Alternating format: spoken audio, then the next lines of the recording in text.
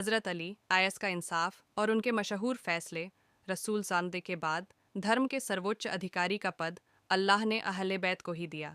इतिहास का कोई पन्ना अहले बैत में से किसी को कोई गलत कदम उठाते हुए नहीं दिखाता, जो कि धर्म के सर्वोच्च अधिकारी की पहचान है।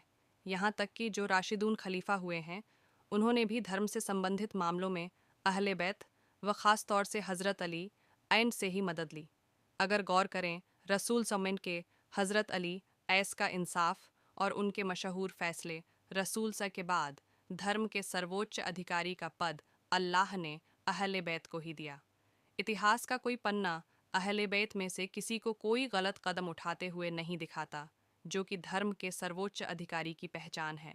यहाँ तक कि जो राशिदून खलीफा हुए हैं, उन्होंने भी धर्म से संबंधित मामलों में अहले बैत व ख़ास तौर से हज़रत अली अल-मुइन से ही मदद ली। अगर गौर करें, रसूल यमनी के बाद हज़रत अली की ज़िंदगी पर तो उसके दो हिस्से हमारे सामने ज़ाहिर होते हैं। पहला हिस्सा जबकि वे शासक नहीं थे, और दूसरा हिस्सा जबकि वे शासक बन चुके थे। दोनों ही हिस्सों में हमें उनकी ज़िंदगी नमूने अमल नज़र आती है। बहादुरी व ज्ञान में वे सर्वश्रेष्ठ थे, सच्चे व न्यायप्रिय थे, कभी कोई गुनाह उनसे सर्जत नहीं हुआ, और कुरान की इस आयत पर पूरी तरह खरे उतरते थे। 2:247 और उनके नबी ने उनसे कहा कि बेशक अल्लाह ने तुम्हारी दरख्वास्त के मुताबिक तालूत को तुम्हारा बादशाह मुकर्रर किया। तब कहने लगे, उसकी हुकूमत हम पर क्यों कर हो सकती है, हालांकि सल्तनत के हकदार उससे ज़्यादा तो हम हैं, क्योंकि उसे तो माल के एतबार से भी खुशहाली तक नसीब नहीं। नबी ने कहा, अल्लाह ने उसे तुम पर फजीलत दी है, और माल में न सही मगर इल्म और जिस्म की ताकत तो उसको अल्लाह ने ज़्यादा अता की है। जहाँ तक बहादुरी की बात है तो हज़रत अली ने रसूल सस के समय में तमाम इस्लामी जंगों में आगे बढ़कर शुजात के जौहर दिखाए। खैबर की जंग में किले का दरवाज़ा एक हाथ से उखाड़ने का वर्णन मशहूर खोजकर्ता रिप्ले ने अपनी किताब बिलीव इट आर नॉट में किया है। वह कभी गुस्से तैश में कोई निर्णय नहीं लेते थे, न पीछे से वार करते थे और न कभी भागते हुए दुश्मन का पीछा करते थे। यहाँ तक कि जब उनकी शहादत हुई तो भी अपनी वसीयत में अपने मुजरिम के लिए उन्होंने कहा कि उसे उतनी ही सज़ा दी जाए जितना कि उसका जुर्म है। 17 मार्च 600 ईस्वी 13 रजब 24 हिपू को अली आसक का जन्म मुसलमानों के तीर्थ स्थल काबे के अंदर हुआ। ऐतिहासिक दृष्टि से हज़रत अली एकमात्र व्यक्ति हैं जिनका जन्म काबे के अंदर हुआ। जब पैगंबर मोहम्मद सैन ने इस्लाम का संदेश दिया तो लब्बैक कहने वाले अली पहले व्यक्ति थे। हज़रत अली मामा नाइस में न्याय करने की क्षमता गजब की थी। उनका एक मशहूर फ़ैसला ये है, जब दो औरतें एक बच्चे को लिए हुए आईं। दोनों दावा कर रही थीं कि वह बच्चा उसका है।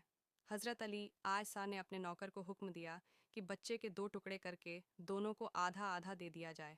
ये सुनकर उनमें से एक रोने लगी और कहने लगी कि बच्चा दूसरी को सौंप दिया जाए।